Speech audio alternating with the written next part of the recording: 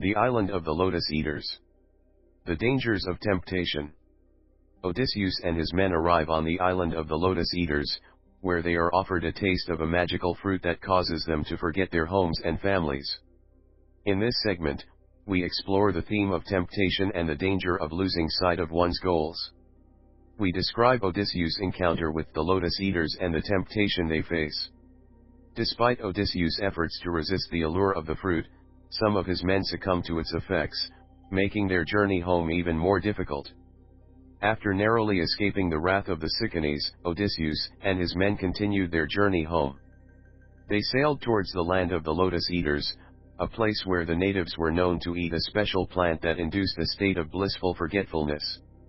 Curious about this plant, Odysseus sent some of his men to explore the island and its inhabitants. The Lotus-Eaters welcomed the Greeks and offered them some of the plant to eat. But as soon as they consumed it, they became lethargic and lost all desire to return home.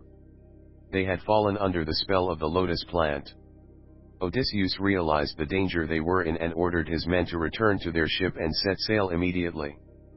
But the men who had eaten the lotus plant refused to leave, preferring to stay on the island and continue their state of blissful forgetfulness. Odysseus was forced to drag them back to the ship and tie them to the oars.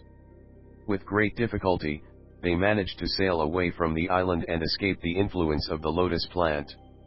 In this segment, the danger comes not from any god or goddess, but from the influence of a powerful plant that has the ability to make men forget their purpose and lose their desire to return home.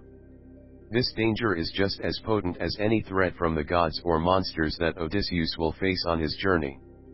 The story of the Lotus-Eaters also explores the themes of temptation, willpower, and the power of nature.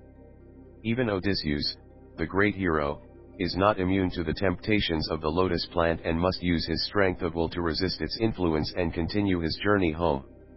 The exact duration of Odysseus and his men's stay on the island of the Lotus-Eaters is not specified in the epic.